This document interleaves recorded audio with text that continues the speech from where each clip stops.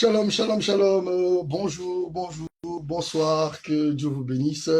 Ce soir, nous allons passer un temps dans la présence de Dieu. Nous allons passer un moment dans la présence de Dieu. Bienvenue donc dans sur notre télévision Carrefour des adorateurs, dans ce numéro spécial de l'heure des adorateurs. L'heure des adorateurs, c'est un moment où nous parlons aux adorateurs. Parlons aux adorateurs sur la base de la parole de Dieu pour susciter, pour poser les bases de ce que la Bible appelle le vrai adorateur. Le vrai adorateur qui est cet adorateur que le Père recherche. Et aujourd'hui, dans ce plateau donc de l'heure des adorateurs, nous allons avoir la grâce de recevoir un serviteur de Dieu, un adorateur, un passionné de Dieu. Et c'est avec donc le serviteur de Dieu que nous allons partager la parole. Nous allons donc passer un moment dans la présence de Dieu avec le prophète Jonathan Gambela. Donc je pense que nous allons passer un excellent moment parce que là où les enfants de Dieu se retrouvent, se rassemblent pour pouvoir s'édifier, mais c'est toujours un moment excellent, un moment de joie, un moment véritablement de bénédiction. Donc sans plus tarder, j'aimerais vous conduire donc à pouvoir vous disposez aussi parce que c'est pas même si nous sommes sur Instagram, mais nous sommes à un moment de parole, un moment d'édification, un moment où le Seigneur va encore nous parler et il va encore nous édifier. Nous le croyons véritablement. Et donc ce soir, c'est un rendez-vous. Donc nous sommes juste en train euh, euh, euh, euh, de pouvoir recevoir. On va recevoir le prophète, le serviteur de Dieu, un adorateur passionné, une personne, je pense, qui ne manquera pas de vous édifier. C'est vraiment avec joie ce soir que nous pouvons être à un temps comme celui-ci. Et je pense que vous n'avez, pour rien au monde, vous aurez pu manquer un moment comme celui-ci parce que c'est un moment de bénédiction, un moment de grâce. Et c'est pour moi une joie vraiment dans ce numéro de l'heure des adorateurs de pouvoir accueillir un frère, un serviteur de Dieu que j'ai suivi pendant un moment, pendant longtemps, depuis qu'il était dans le groupe dans lequel il avait commencé à servir le Seigneur avec son frère. Je suivais ce qu'il faisait et c'est vraiment pour nous un serviteur de Dieu qui a un bon témoignage, qui aime le Seigneur et c'est vraiment une grâce pour nous de le recevoir. Donc sans plus tarder, nous recommandons ce moment entre les mains du Seigneur. Seigneur, parle à quelqu'un et que ce soit quelqu'un soit édifié, que quelqu'un soit et que le cœur d'adorateur, l'esprit de l'adorateur puisse véritablement se répandre afin que à la fin de ce direct, que ça ne soit pas simplement un direct pour un direct, mais que ce soit un moment d'impact, un moment véritablement où la grâce de Dieu va se répandre et quelqu'un va être édifié. Alors, le thème que nous allons partager ce soir avec le prophète s'intitule Le temps, qui est l'indicateur majeur de l'objet de notre adoration. Waouh, quel merveilleux thème. Et ce soir, restez connectés. Le Seigneur va sans doute vous parler. Le Seigneur va sans doute vous dire quelque chose. Sans plus tarder, recevoir le serviteur de Dieu, prophète Gambela Jonathan. Bonsoir, prophète. Bonsoir, homme de Dieu, bonsoir, pasteur. Merci de me recevoir. C'est une vraie joie pour moi de te recevoir ce soir dans ce numéro de l'heure des adorateurs, ce moment où nous parlons aux adorateurs, parce que nous avons vu, nous savons que vous êtes un de ces adorateurs que le Père a suscité dans cette génération.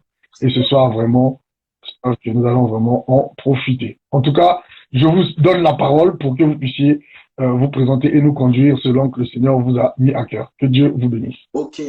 Alors, premièrement, merci au Carrefour des adorateurs encore une fois, de me recevoir. C'est une grâce à chaque fois que nous avons l'occasion de partager la parole de Dieu et de nous rassembler entre fils et filles du Amen. royaume. Merci beaucoup pour cette merveilleuse initiative qui, je crois, vient de l'Esprit, qui permet véritablement à plusieurs chrétiens partout dans le monde d'être édifiés au travers de l'œuvre merveilleuse que vous faites. Que le Seigneur vous bénisse abondamment pour cela.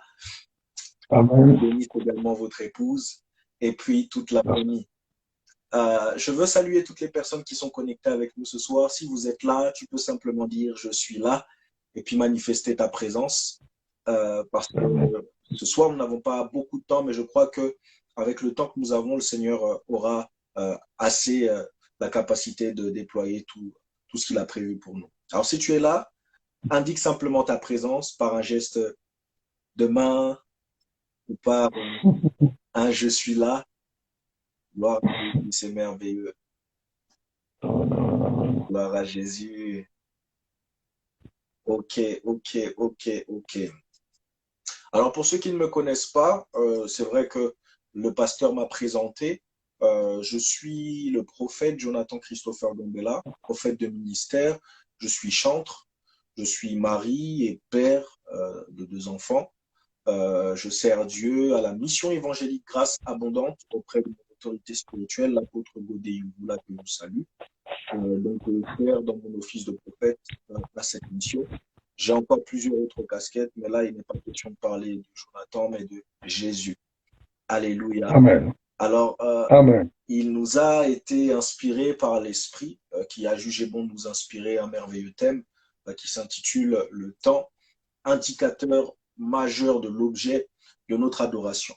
Avant que je puisse avancer dans mes propos et parler brièvement de ce que le Seigneur a mis dans mon cœur, j'aimerais quand même qu'on fasse une courte prière. Seigneur, merci Amen. pour ta grâce. Merci pour ce jour qui est un jour merveilleux. Je crois, Seigneur, que ce jour était dans ton programme avant même la fondation du monde.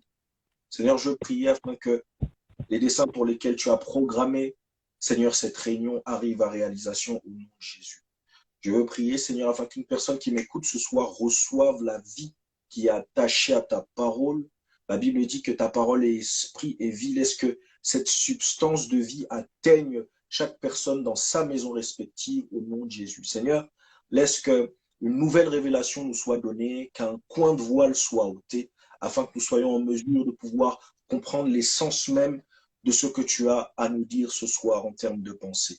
Seigneur, glorifie Jésus, donne gloire à ton nom, impacte, transforme, bouleverse, change les vies et surtout emmène-nous à la compréhension de ce que doit véritablement être un vrai adorateur, ce type d'adorateur que tu recherches, ce type d'adorateur que tu demandes. Au nom de Jésus-Christ, prends place. Amen.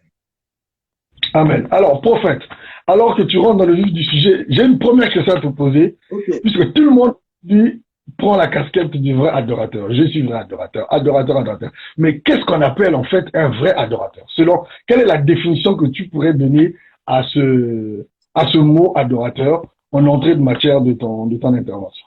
Ok, alors en entrée de matière, avant de commencer mes propos, j'en avais parlé, je crois, je ne sais plus où, mais j'en avais déjà parlé, où j'énonçais le fait que lorsque Christ s'adresse à cette femme que nous connaissons dans le passage qui est à Jean 4, si ma mémoire est bonne, eh bien, ils ont une discussion autour de l'adoration et il lui dit, l'heure vient où ce n'est ni sur cette montagne, ni même à Jérusalem que on devra adorer le Père. L'heure vient et elle est déjà arrivée où ce sont les vrais adorateurs. Les vrais adorateurs adoreront le Père en esprit et en vérité. Et j'ai étudié ce passage et je me suis vite rendu compte au fait que les mots n'étaient pas positionnés au hasard. Dieu a dit les vrais adorateurs adoreront.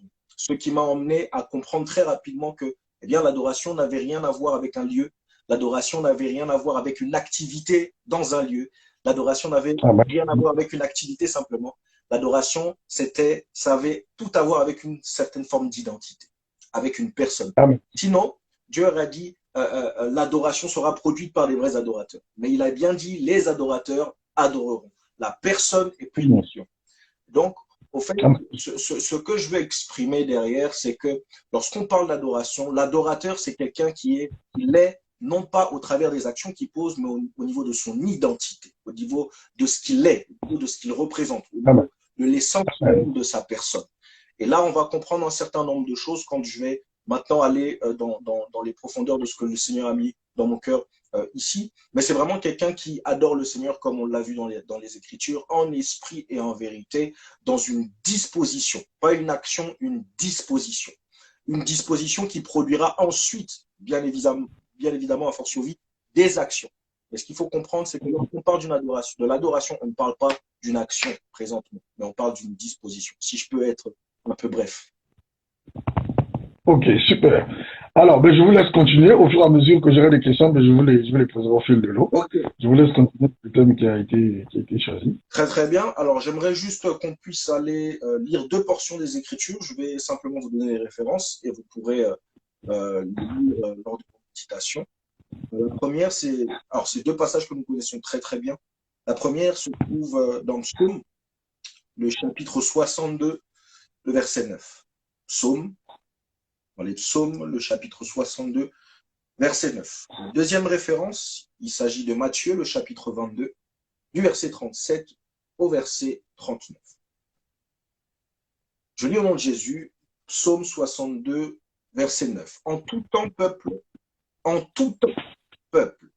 confiez-vous en lui, répandez vos cœurs en sa présence, Dieu est notre refuge. Ce qui va m'intéresser dans ce passage, c'est le en tout temps.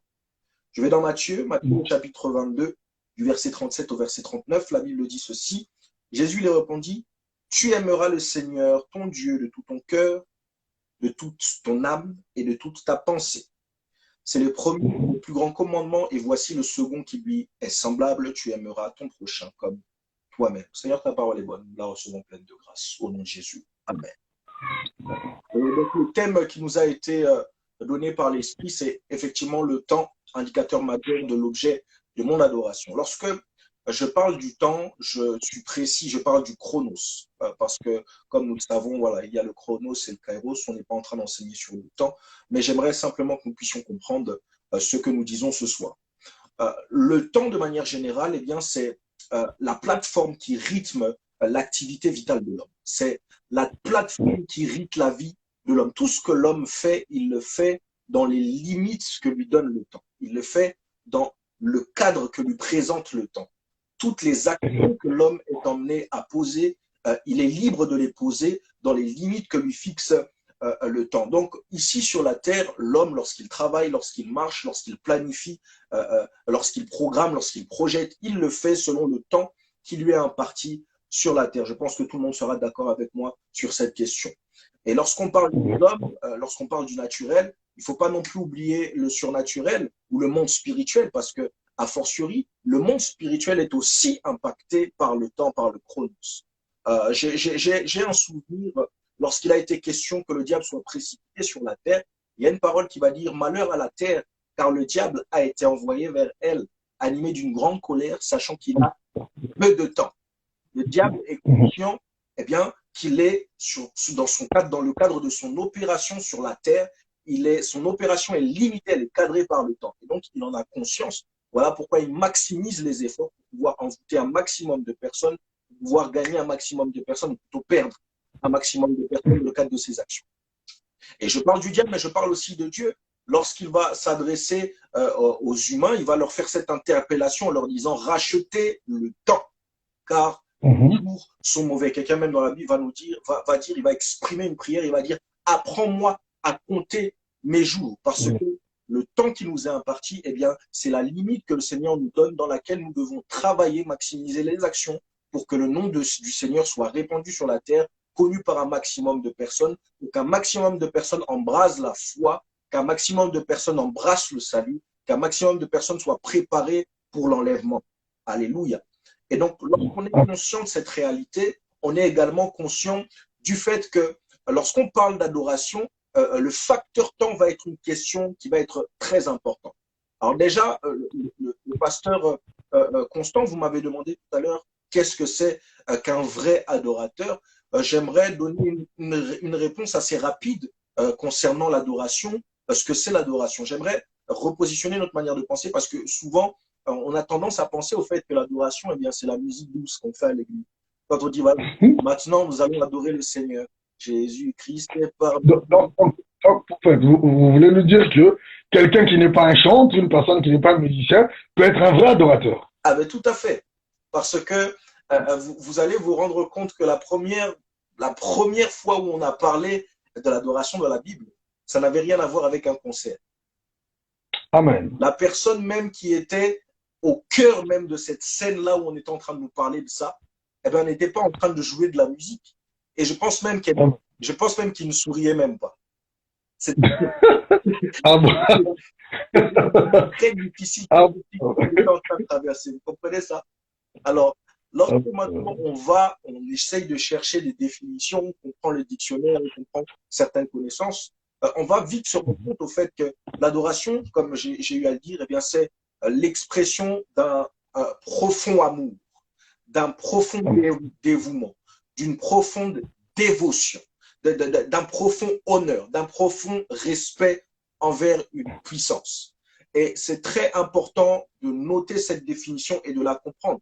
Et quand on comprend ça, déjà, on comprend, avant même de parler ou d'aller loin dans cette notion, on va comprendre que l'adoration n'est même pas limitée à une activité, ça on l'a dit tout à l'heure, n'est même pas même limitée à des chrétiens ou aux chrétiens, mais est limitée à tout homme ayant souffle de vie.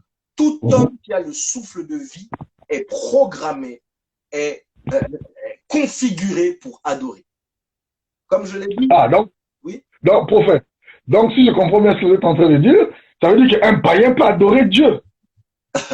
Alors là, on n'est pas encore dans adorer Dieu. Là, on est dans adorer, simplement. Adorer, c'est bon. Ok, je vous laisse continuer alors.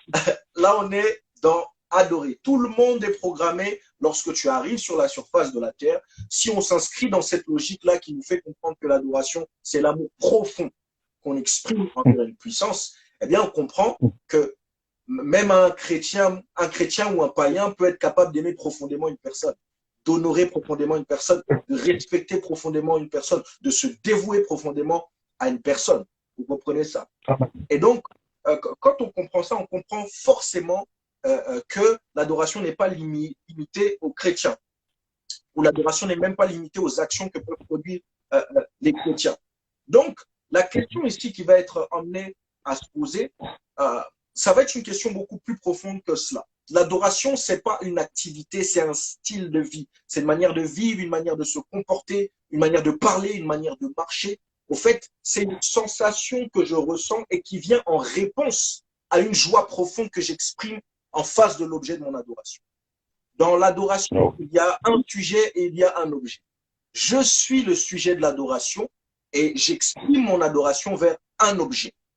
Ça va être important. Dans le cadre d'Abraham, vous allez voir, Abraham, ou plutôt même son fils qu'il était prêt à sacrifier, les deux étaient le sujet de l'adoration. Plutôt, Abraham était le sujet majeur de l'adoration. L'objet de son adoration, c'était bien évidemment Dieu, à qui il était soumis et à qui il était capable d'obéir jusqu'à cette recommandation extrême qu'il avait reçue de lui. En fait, qu'est-ce qui s'est passé lorsque Dieu, qui est donc l'objet de l'adoration d'Abraham, a posé une recommandation à Abraham, Abraham, en réponse à cette recommandation, en réponse, il a obéi.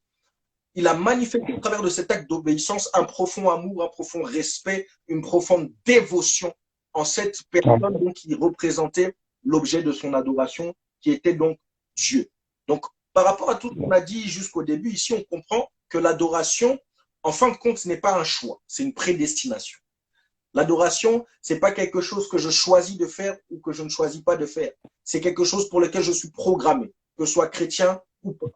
Alors la question ici que je vais être emmené à me poser, c'est, ce n'est pas est-ce que je dois adorer ou pas, mais la question qui va être en mesure de se poser, c'est qui ou quoi est-ce que je dois adorer.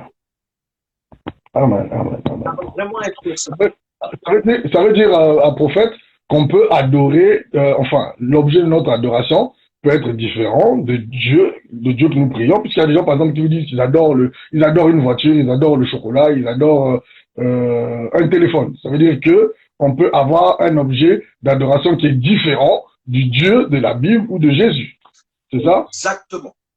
Et le problème, c'est que beaucoup même de chrétiens se retrouvent dans cette configuration, à mon plus grand étonnement. Au fait, de manière très claire, vous allez comprendre que tout ce qui, c'est pour ça qu'on parle du temps, quand indicateur majeur de l'objet de mon adoration, je vais passer le plus de mon temps dans ce que j'aime le plus. Il y a énormément de personnes qui passent énormément de temps devant la télé. Du début jusqu'à la fin de la journée, ils vont être devant des séries Netflix. Ils vont connaître par cœur le programme, la nouvelle série Netflix qui est sortie. Il y a un reportage de Michael Jordan. Ils vont passer toute la journée. Si la journée n'est pas terminée et qu'ils n'ont pas terminé la série qu'ils ont commencé, leur cœur n'est pas en paix. D'autres personnes, ça va être leur téléphone. La première chose à laquelle ils vont penser, c'est le téléphone en se réveillant le matin. La dernière chose à laquelle ils vont penser en se couchant, c'est le téléphone aussi. Et vous avez simplement à regarder les statistiques sur Instagram, sur Facebook, vous qui nous suivez, je vous laisse faire le travail juste après le live. Regardez vos statistiques, vous allez voir le temps que vous passez sur les réseaux sociaux. Vous allez voir le temps que vous passez sur Instagram à regarder simplement la vie des gens, regarder les profils, regarder les belles photos des personnes que vous connaissez. Donc, bref, le temps que j'investis va être, en fait, l'amour que j'ai pour une personne va être jaugé par rapport au temps que j'investis en passant du temps avec cette personne. Amen. On n'a aucun problème à passer du temps avec notre femme ou notre mari si on est marié ou avec nos enfants, parce que ils font partie des personnes qu'on aime le plus sur la terre. Pour les personnes même qui sont en cours de fréquentation, qui sont en train de se draguer, ils peuvent passer même pendant toute une nuit, ils sont au téléphone. Ils discutent, ils ne voient même pas leur passé. Ah non, pasteur, vous avez certainement dû connaître ça à vos débuts lorsque vous étiez en Bien sûr, on commençait de 23h jusqu'à de fois 4h, 5h du matin, bien sûr. Ah voilà, j'ai vu le pasteur Florician qui pourra confirmer ça ici. Ah oui, elle peut bien le confirmer. Et donc, il n'y a pas de problème parce que c'est la personne au fait qui est en quelque sorte assis sur le trône de mon cœur. Et parce que je l'aime plus que tout, je ne compte pas le temps que j'investis lorsque je suis avec elle. Je ne compte pas le temps que j'investis lorsque je lui parle. Je ne compte pas le temps que j'investis lorsque je suis amené à être confronté à elle. Alors, avec cette réflexion, je vous laisse maintenant vous demander qui est-ce que vous adorez ou quoi est-ce que vous adorez. La majeure partie des personnes qui m'écoutent ici, ça vous est déjà arrivé à un moment dans votre vie chrétienne, dans votre marche avec Christ, que ce soit au début, au milieu ou dans une phase où vous n'êtes pas vraiment en forme ou en phase avec Dieu. Ça vous est arrivé d'être dans la prière et de regarder votre montre simplement pour savoir quand est-ce que vous allez pouvoir sortir de ce moment. Ça vous est déjà arrivé aussi de prendre la Bible, de lire, vous lisez un passage, et la fatigue là que tu ressens, la fatigue là qui vient se poser sur tes yeux, elle arrive simplement lorsque tu ouvres la Bible. Tu comprends ça?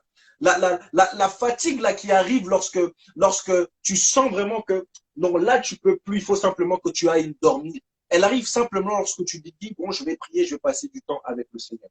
Cette fatigue, tu ne la ressens pas lorsque tu regardes Netflix. Cette fatigue, tu ne la ressens pas lorsque tu es en train d'éplucher les profils sur les réseaux sociaux. Alors, je vais maintenant te poser cette question. Qui est-ce que tu adores ou quoi est-ce que tu adores? L'objet de ton adoration, c'est celui qui capte tes pensées, qui capte ton attention, ce à quoi tu penses le plus dans la journée, ce dans quoi tu ne vas pas compter ton temps lorsque tu vas t'engager dedans. Prophète, donc, si je comprends bien, vous voulez dire que quelqu'un peut même être chrétien, c'est-à-dire il va dans une église, mais avoir en fait pour véritablement un véritable objet d'adoration autre que Dieu lui-même, c'est-à-dire que une activité ou une chose avec laquelle il passe même plus de temps qu'avec Dieu. C'est clair. Il y a des personnes, leur Dieu, c'est devenu leur femme. D'autres, leur Dieu, c'est devenu leur mari. D'autres, leur Dieu, c'est devenu leurs enfants. D'autres, leur Dieu, c'est devenu leur activité professionnelle. D'autres, leur Dieu, c'est devenu leur téléphone. Et j'irais même loin concernant les hommes de Dieu. D'autres, certains hommes de Dieu ou certains serviteurs de Dieu, leur Dieu est devenu le service ou le ministère. Et je vais parler de moi, je vais donner un exemple. En 2019, comme beaucoup le savent, le Seigneur m'a emmené à me retirer pendant toute une année parce que il voulait, je pense, continuer le travail qu'il avait commencé avec moi, mais surtout, je pense que je commençais à lui manquer. Et c'est assez bizarre de dire ça parce que, en tant que chrétien, je priais chaque jour. En tant que chrétien, je lisais la parole de Dieu chaque jour. En tant que chrétien, je m'investissais, en fait, pour moi, selon ma conception de l'époque, je le faisais chaque jour et j'étais en phase pour moi avec le Seigneur. Mais à chaque fois que je passais du temps dans la présence de Dieu, où je priais, où je parlais à Dieu, j'avais comme une profonde conviction que le cœur du Seigneur était attristé me concernant, où j'avais une profonde conviction que je manquais à Dieu. C'est pour ça que Dieu m'a dit, pars un peu, pars des réseaux sociaux, pars de la scène publique, passe du temps avec moi. Je te veux pour moi pendant toute une année. Mais j'ai dit, mais Seigneur, tu m'as pour toi, je suis à toi, je t'appartiens, je te sers. Il m'a dit, non, tu ne me sers pas, tu ne m'aimes pas, tu aimes le ministère. Tu ne m'aimes pas. Mm. Tu aimes ce que je fais par toi. Tu ne m'aimes pas. Tu n'aimes pas mon cœur, Mm. tu aimes ma main. Oh La- my God. Pourquoi est-ce que la plupart du temps, lorsque tu vas prier, c'est pourquoi? Mhm. C'est pour me dire que tu m'aimes ou c'est pour élever ton niveau d'onction en vue d'un service que tu dois faire? Mm. À chaque fois que tu vas dans la présence de Dieu, c'est pour, ou que tu ouvres la parole de Dieu, c'est pour ton édification personnelle, pour grandir, ou c'est pour préparer un message que tu dois donner le week-end? Parce que tu Mm. prêches chaque week-end, chaque semaine, tu es devenu une star. Tu n'es Mhm. pas partout.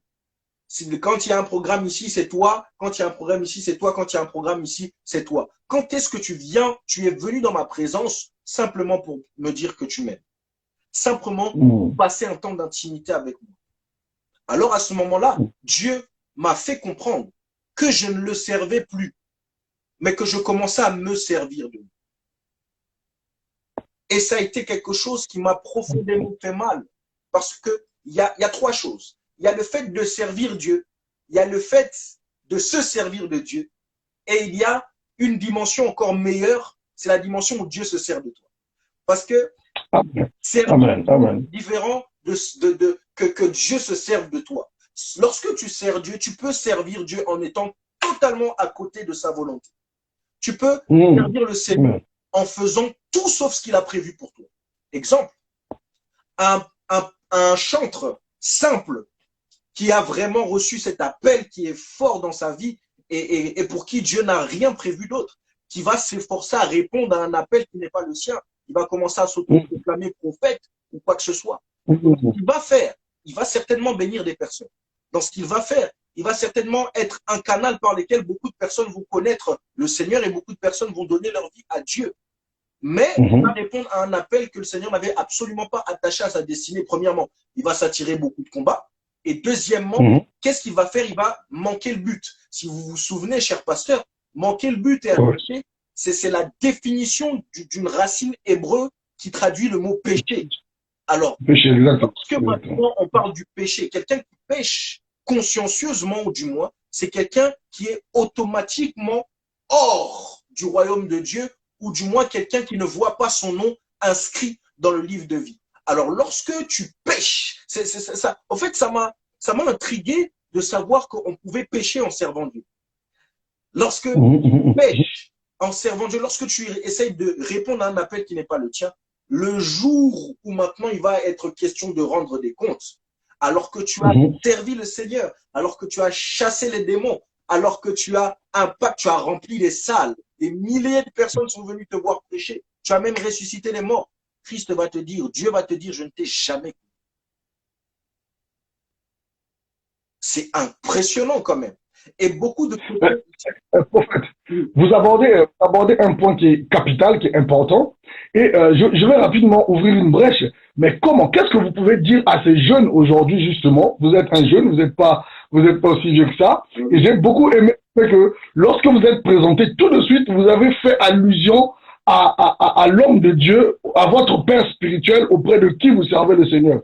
On voit tout de suite que vous ne vous êtes pas improvisé dans ces choses. Vous ne vous êtes pas autoproclamé. Il y a des gens qui ont vu en vous la grâce de Dieu, qui ont reconnu cette chose. Mais qu'est-ce que vous allez dire à ces jeunes aujourd'hui qui sont prêts aujourd'hui à ne même plus écouter leur propre pasteur ou ne plus rester dans les églises parce que ils croient qu'ils ont quelque chose de Dieu, ce qui n'est peut-être pas faux, mais qui ne respectent plus les principes parce qu'il y a beaucoup de jeunes comme ça, surtout aujourd'hui avec les réseaux sociaux. On en voit et c'est le même discours. Ne plus aller à l'église, la notion de père spirituel, ne plus se soumettre à quelqu'un, parce que eux aussi Dieu les a appelés, ils ont quelque chose. Qu'est-ce que vous pouvez dire à ces jeunes qui nous regardent aujourd'hui? Parce qu'ils sont beaucoup. C'est un des fléaux aujourd'hui qui est en train d'affaiblir le corps de Christ. Pendant que vous y êtes, quel message vous pouvez leur donner? Alors, je pense que c'est une très, très bonne parenthèse que vous ouvrez là, ici, pasteur. La chose, déjà, premièrement, que j'aimerais dire, c'est celle-ci. Euh, nous, quand on était un peu plus jeune que ça, je suis toujours jeune, mais mon frère devra s'est connecté ici, donc il va forcément se retrouver dans ce que je vais dire. Euh, nous, à l'époque, quand on était un peu plus jeune et quand on ne s'était pas encore donné à Christ, on pouvait jouer avec plein de choses. On pouvait jouer avec les femmes, on pouvait jouer avec l'argent, on pouvait jouer avec beaucoup de choses qui nous étaient données, mais on ne jouait pas avec Dieu. C'était quelque chose qui était quand même, on avait quand même une certaine crainte, en fait. On avait quand même une certaine peur.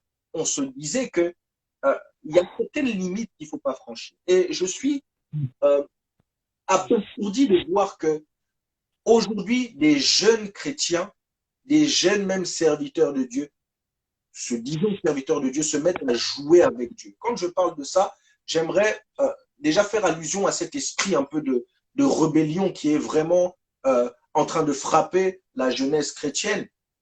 Euh, tu as 17 ans, tu sors, tu es dans une église parce que tu as participé à un live où il y a un gars qui a prophétisé pour toi, il a dit que tu étais apôtre. Eh bien, tu te dis que tu es apôtre, tu n'écoutes plus tes responsables, tu n'écoutes plus. Déjà, même, je vais loin. À la base, déjà, lorsque vous prenez la parole de Dieu, tous les appels authentiques, toutes les personnes qui sont appelées d'une manière authentique, c'est des personnes qui ont tout de suite manifesté une réticence par rapport à l'appel. Amen. C'est des personnes, toutes les véritables appels. C'est des personnes, tous les hommes qui ont été véritablement appelés de la part de Dieu, c'est des personnes qui se sont senties incapables et qui ont manifesté une réticence. Ils n'étaient pas du tout intéressés par ça. Et c'est mon cas. Moi, je n'ai jamais dit ces choses. C'est ces choses qui m'ont attrapé. Je n'ai jamais planifié d'être un serviteur de Dieu. C'est Dieu qui m'a attrapé. C'est Dieu qui m'a attrapé. Et j'étais calme derrière mon piano. Je servais le Seigneur. Je jouais aussi, ça me permettait de jouer un peu dans certains groupes du monde, etc. Donc, j'étais pas très embêté par ça. Mais l'appel de Dieu va se dessiner d'une manière concrète dans ma vie. Dieu va véritablement me faire comprendre les enjeux, au fait, qui étaient attachés à ma vie et à ma destinée. Ce qui va se passer, c'est que, parce que, si on ne peut pas espérer recevoir le pardon de Dieu en ne pardonnant pas les autres, Dieu que je ne vois pas, en ne pardonnant pas les autres que je vois, on ne peut pas aussi espérer servir Dieu en n'ayant pas la conscience de l'honneur ou du service auprès d'un homme en qui et par qui on voit Dieu. Pourquoi? Amen. Parce que la Bible dit que les cieux sont les cieux de l'Éternel, il a donné la terre au Fils de l'homme. C'est-à-dire, Dieu, on ne le voit pas, Dieu, on le voit au travers des hommes. Voilà pourquoi ce qui va se passer, c'est que dans la vie de chaque serviteur va être, c'est très important qu'on parle de ça.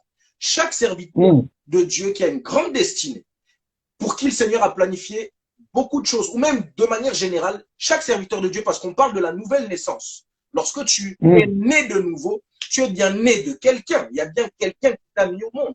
Et maintenant, lorsque tu es né, il faut bien qu'on te fasse grandir, qu'on te donne du aide, qu'on te rattrape lorsque tu tombes, qu'on te dise attention, là où tu vas, c'est dangereux pour toi, tu vas te casser les dents. Et le rôle de l'autorité spirituelle. Le problème, au fait, c'est que l'esprit qui est en train d'animer les jeunes de cette saison, c'est l'esprit qui a animé le serpent. Lorsque il était conscient de ce qu'il était capable de faire, il était trop conscient de ses capacités, trop conscient de ce qu'il avait en lui, trop conscient de ses aptitudes. Il a été capable de penser qu'il pouvait se mettre à la place de Dieu. Et beaucoup aujourd'hui, à cause de leur aptitude, à cause de l'onction, à cause de ce qu'ils manifestent, ils ont la capacité de penser qu'ils peuvent non pas faire plus que leur père, parce que faire plus, c'est une promesse, c'est quelque chose que Dieu a promis. Si les fils sont des flèches, la flèche va toujours plus loin que l'arquier qui la lance. C'est évident. Mais il y a une différence entre dépasser en termes d'œuvre ou aller plus loin, ou plutôt élargir et mesurer. Se mettre à la place. Il faut que les jeunes de cette génération sachent qu'il y a une différence entre l'onction et l'autorité. L'onction, c'est une capacité. L'autorité, c'est une position. Une position spirituelle. Vous voyez les généraux, ils tirent plus des balles sur le front, mais ils dirigent des soldats qui tirent les balles. Donc, ce n'est pas parce que tu fais aujourd'hui des choses que ton père ne fait pas ou qu'il ne fait plus que tu peux te mesurer à ton père. Ce n'est pas parce que aujourd'hui tu ressuscites les morts, ton père l'a fait dans le passé, il ne le fait plus, que tu peux être capable maintenant de penser que tu te mesures à lui. Tu peux être plus grand que ton père en taille, mais tu seras jamais plus grand que lui en âge. My God. Donc, la jeunesse de ce temps doit comprendre que déjà ceux qui tuent ce qui tue un serviteur de Dieu, c'est l'insoumission. C'est le fait d'être à l'aise dans un endroit où il n'y a personne pour te freiner. D'être à l'aise dans un endroit où il n'y a personne pour te rappeler à l'ordre. D'être à l'aise dans un endroit où il n'y a personne pour te dire ce que tu fais, c'est pas bien. Lorsque tu es dans un endroit comme ça te plaît pas, tu pars, tu vas dans un autre endroit. Là, on va te caresser dans le sens du poil. Là, on va t'utiliser pour les intérêts de l'endroit. Tu peux pêcher, tu peux essayer, excusez-moi d'être franc, tu peux coucher avec toutes les sœurs de la chorale. Ça va pas poser de problème tant que tu sers là, tant que l'église grandit, tant que ceci, tant que cela, parce qu'on le voit dans l'église. Il y a des impudiques qui servent Dieu, des menteurs, des voleurs qui servent Dieu, mais parce qu'on a besoin d'eux, on les laisse servir. Vous voyez? Et tout ça, c'est le fruit de la rébellion, tout ça, c'est le fruit de l'insoumission. S'il vous plaît, si vous ne voulez pas amputer votre destinée, il est mieux pour vous d'être auprès d'une personne qui vous dit ce que vous faites, c'est pas bien, parce que cette personne vous aime. Il n'y a qu'une personne qui vous aime et qui tient à vous, qui pourra vous réprimander lorsqu'elle voit que ça ne va pas. Et l'importance des pères, c'est que les pères ont traversé le chemin que toi, tu es en train d'emprunter. Ça veut dire, ils savent là où il y a des dodanes, ils savent là où il y a des feux rouges, ils savent là où il y a des raccourcis qui pourront te faire gagner du temps. Et surtout, l'autorité spirituelle, c'est une couverture. Couverture, ça veut dire ce que ça veut dire. Vous voyez, dans la Bible, il y a des classifications dans le monde spirituel. Il y a les anges, il y a les archanges, il y a, et même les démons. Et vous allez vous rendre compte que les démons qui sont des anciens anges, il y a des démons qui sont beaucoup plus forts que certains anges. Souvenez-vous, l'histoire de Daniel, qui a vu son affaire bloquée par le prince de Perse, alors que c'était un ange qui était à la transportation. Mais un ange a été bloqué par un démon. Il a fallu qu'un démon d'une classification supérieure vienne pour pouvoir débloquer l'affaire.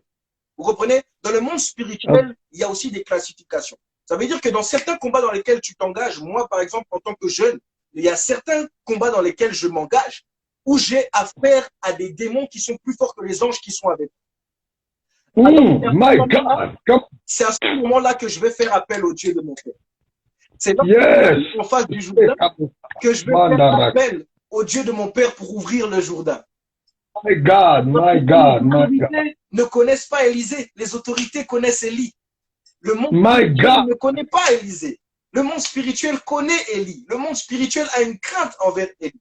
Alors, lorsque je me présente avec le manteau d'Élie, moi, Élisée, j'ai tout intérêt à le faire parce que je me protège des attaques de certains démons qui sont plus forts que les anges qui marchent avec moi. Parce que le monde spirituel, c'est un monde où on prend en autorité à force de connaître des choses, à force de bâtir notre esprit, à force de cultiver notre intimité avec Dieu. C'est à ce moment-là qu'on gravit des échelons dans l'autorité. Ouais. Quand on commande des choses, on est faible. Et c'est pour ça même, demandez aux fils de Séva ce qui s'est passé. Demandez-leur ce qui s'est passé. Ne jouez pas avec... C'était une grande parenthèse, mais une parenthèse très nécessaire. Très, très nécessaire. En tout cas, homme de Dieu, je suis vraiment béni par ce que tu viens de dire, parce que c'est vraiment un besoin pour les jeunes de notre génération, pour les jeunes vraiment de ce siècle, parce que vraiment, il y a des choses qui se passent. Mais je crois que pour ceux qui nous ont suivis, ceux qui nous suivent, je pense que Dieu vous a ajouté ce dont vous avez besoin et vraiment que cette parenthèse soit bénie. En tout cas, homme de Dieu, je vais te laisser continuer. Franchement, on avait prévu pour un peu de temps, mais on va continuer parce que, et en passant, je vous dis, si ça arrivait à couper, parce que des fois, les lives Instagram coupent après 1 heure, on va se reconnecter. Nous, ce qui nous intéresse, c'est que nous soyons bénis davantage. On va essayer de vraiment profiter de la présence du prophète pour continuer de nous édifier. Je vous laisse continuer, prophète. Amen. Donc, je reviens sur ce que j'étais en train de dire. Lorsque tu vois le temps que tu as investi dans une chose, le plus de temps que tu as investi, ça définit ou c'est un indicateur majeur de l'amour que tu éprouves par rapport à cette chose.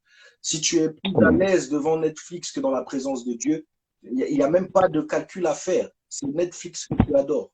Si tu es plus à l'aise à passer du temps avec ton épouse dans vos temps d'intimité plutôt qu'à passer du temps avec le Seigneur, c'est ton épouse que tu adores.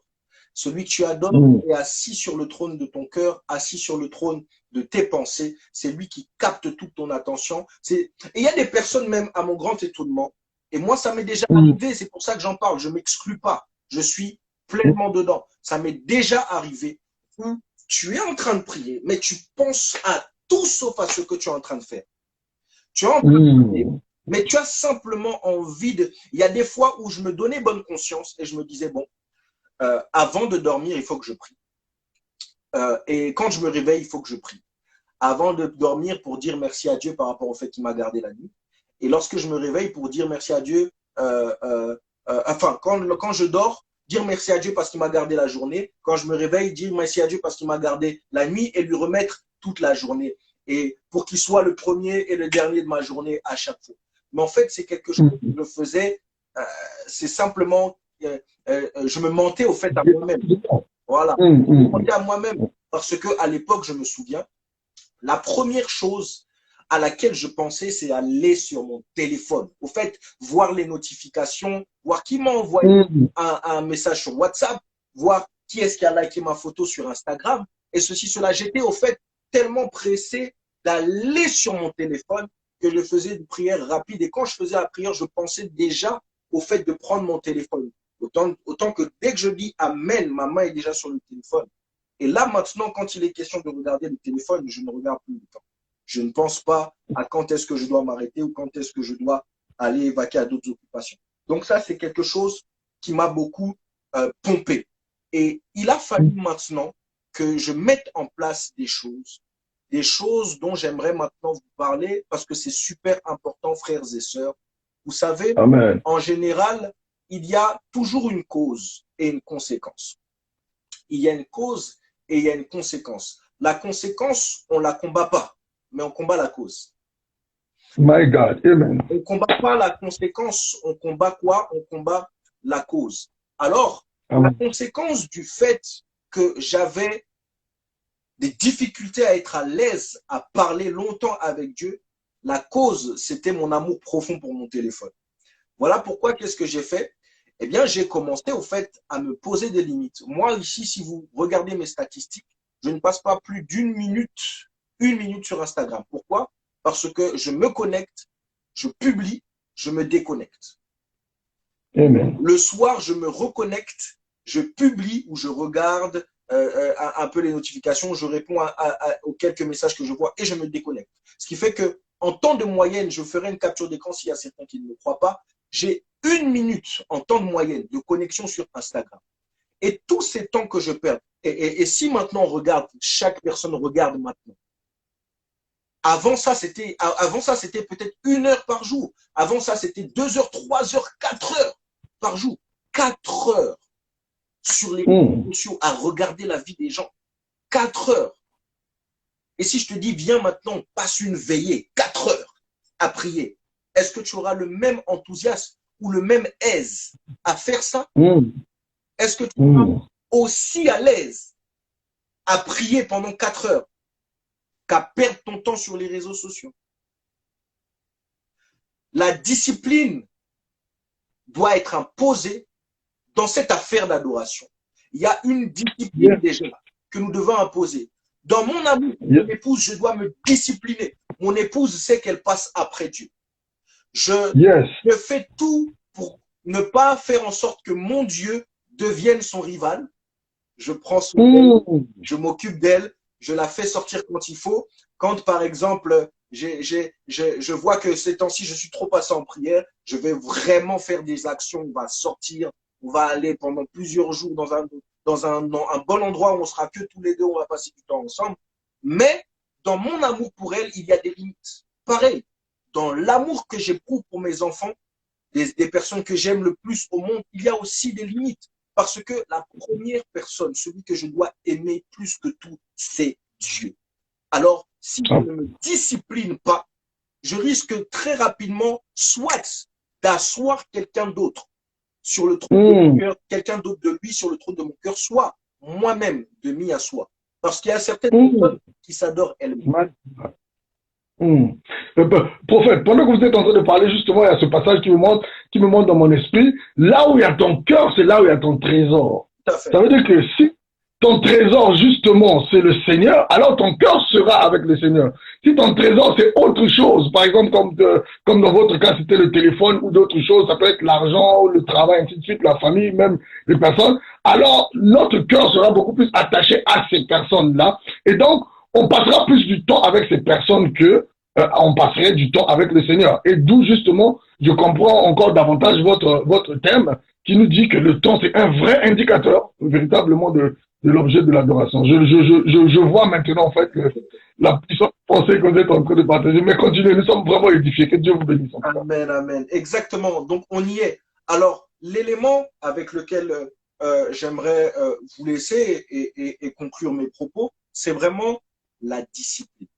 Si vous... Amen. Voilà, moi, j'étais très indiscipliné parce que moi, je suis quelqu'un, j'ai tout le temps des idées, comme mon frère Esdras ici. Tout le temps, il faut que je pense à quelque chose, il faut que je note quelque chose, il faut que je sois avec mon ordinateur, avec ceci, que je note des projets d'avenir. J'ai tout le temps des idées. Et le problème, au fait, c'est que si tu n'es pas discipliné, tu risques de faire passer certaines choses avant d'autres. Voilà pourquoi ma femme est une merveilleuse aide.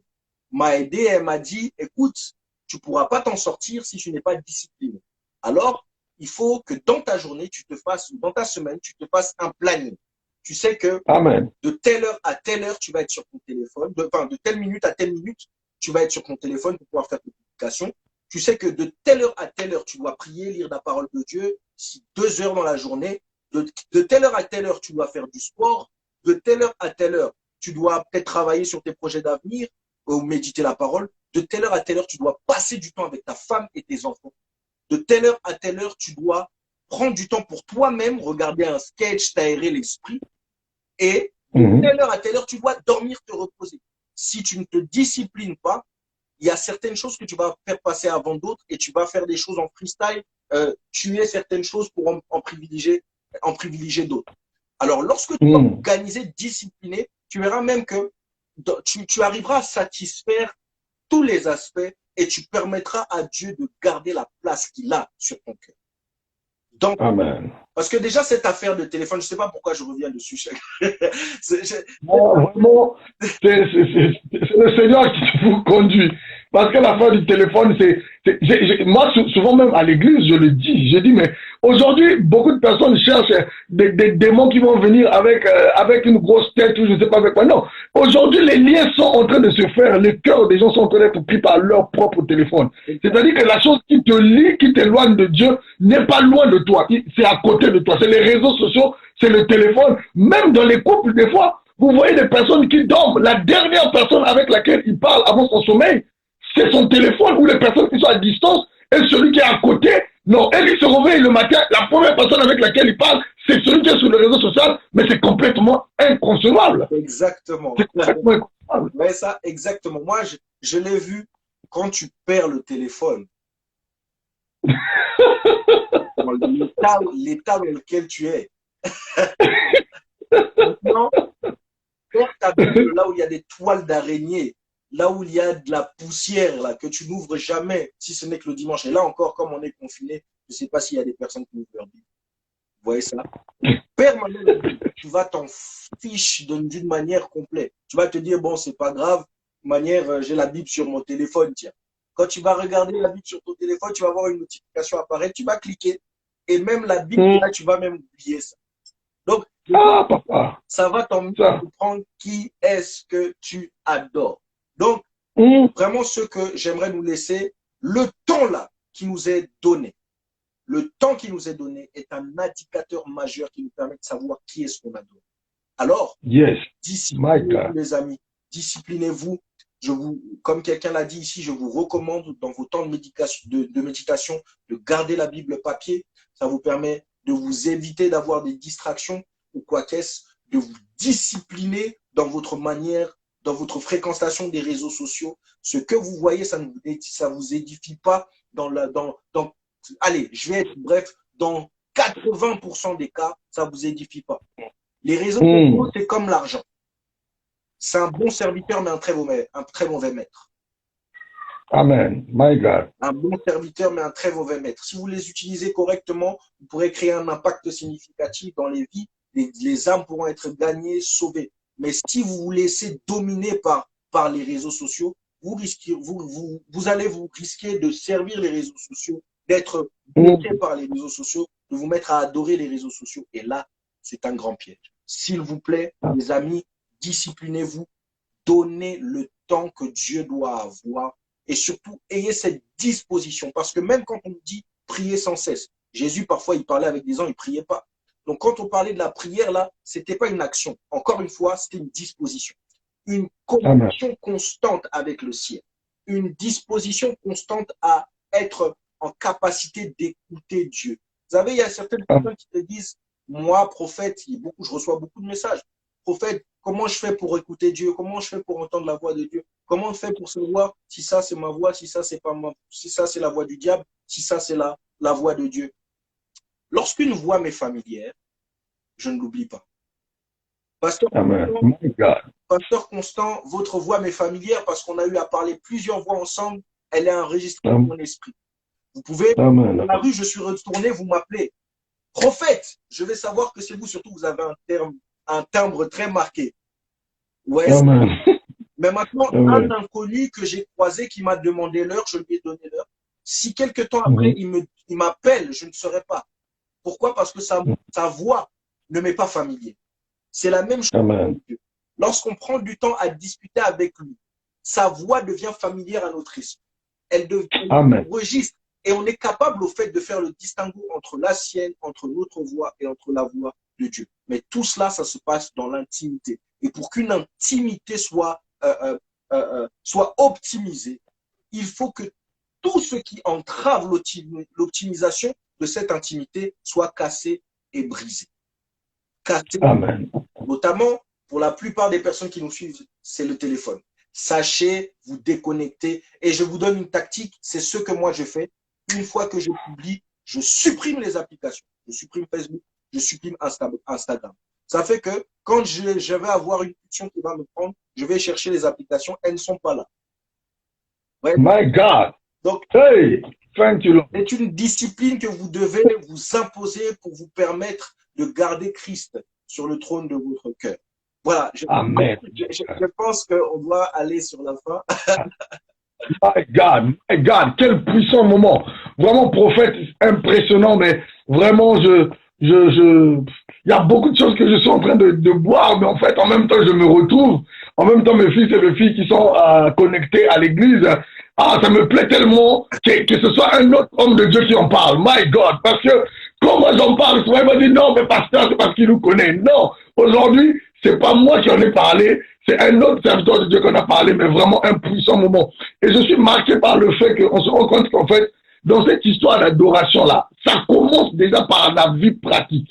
Ça commence par la discipline qu'on se donne dans la vie de tous les jours. Si tu veux devenir un vrai adorateur, c'est vrai que tu as une belle voix, c'est vrai que tu chantes, tu as l'onction, tout ça que Dieu t'a donné. Mais si tu ne sais pas mettre Dieu à la place dans les choix que tu fais, dans la planification, dans ta vie concrète de tous les jours, alors Dieu, tu vas l'ôter de ta place. Tu vas l'enlever sur le trône de ton cœur et quelqu'un d'autre va prendre cette place ou quelque chose d'autre. Vraiment, vrai adorateur, cher adorateur, Dieu doit rester sur le trône de ton cœur. Dieu doit rester. Toutes sortes de choses qui peuvent éloigner Dieu, qui peuvent le mettre hors du trône, l'enlever de sa place.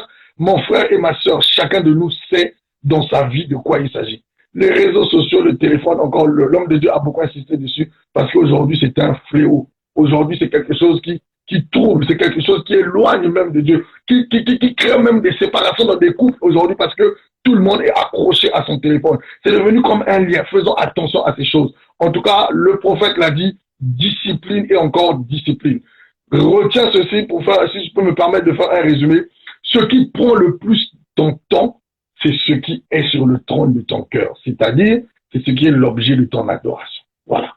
Ce qui prend le plus de ton temps. Et donc, toi-même, tu sais aujourd'hui, à la fin de ce live, qui tu adores véritablement. Qui tu adores véritablement. Est-ce que c'est véritablement Dieu que tu adores en premier, en toute chose, ou c'est autre chose? En tout cas, nous allons prier. Ce n'est pas un moment pour accuser quelqu'un, c'est un moment pour édifier. Si tu te reconnais dans quelque chose qui a été dit par le serviteur de Dieu dans ce partage, parle à Dieu. Et en sortant de là, commence même par planifier. Commence par écouter même les conseils qui t'ont été donnés. Il y a des choses, supprime. Regardez, Instagram a des statistiques. Regarde tes propres statistiques et donne-toi des objectifs que tu peux atteindre. Je passe en moyenne 1 heure ou 4 heures sur Instagram. Je veux réduire maintenant à 2 heures. Après 2 heures, je veux réduire à 1 heure. Je veux réduire à 30 minutes. Je veux réduire à 1 minute. Donne-toi ces objectifs, discipline-toi et permets que Dieu reste sur le trône de ton cœur. On va prier ensemble. Seigneur notre Dieu, merci pour ton serviteur. Merci pour le prophète, Seigneur, qui nous a parlé au travers de ce numéro de l'heure des adorateurs. Un véritable moment pour les adorateurs, des véritables paroles, des véritables enseignements pour les adorateurs que tu veux, Seigneur, que tu cherches et que tu demandes. Seigneur, permets que cette sémence porte du fruit dans nos cœurs, Seigneur, et que nous ne soyons pas simplement des personnes qui écoutent et qui retournent à leurs anciennes habitudes, mais qui va avoir que cet enseignement ait un véritable impact, Seigneur, dans notre vie de tous les jours, Seigneur, dans notre organisation de tous les jours, Seigneur, pour la gloire de ton nom. Seigneur, bénis ton serviteur, bénis sa maison, Seigneur, bénis son couple, Seigneur, bénis sa famille, et que ta grâce surabonde davantage, qu'il continue davantage, Seigneur, d'être un instrument puissant pour l'édification et la bénédiction de ton peuple. Au nom de Jésus, ainsi nous avons prié. Amen. Amen. Merci infiniment. Vraiment, homme de Dieu, que Dieu te bénisse. Et je sais que c'est pas la dernière fois parce que le message qu'il y a dans ton cœur, nous avons besoin de ça. Et c'est ce message d'adopteur aussi dont le Seigneur nous a donné le fardeau que nous essayons avec le ministère que Dieu nous a donné et même avec les médias Carrefour des adorateurs sur lesquels nous sommes en train de travailler. Nous voulons vulgariser au maximum de personnes pour que cette conscience de vrais adorateurs, justement, puisse commence vraiment à se lever et que cette nouvelle race des hommes, des femmes que Dieu cherche puisse commencer vraiment à prendre forme. Que Dieu te bénisse. Je sais que très très bientôt nous allons encore avoir ce Carrefour des adorateurs télévisant. Que Dieu te bénisse. Merci beaucoup.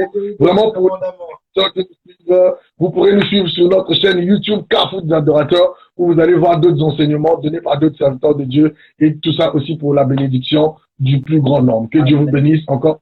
Merci, merci, merci, merci, merci. Que Dieu vous bénisse. Chose à ton épouse. Bye, bye, bye, bye. Vraiment, je suis édifié. En tout cas, à suivre. Que Dieu te bénisse. Merci beaucoup, Pamela.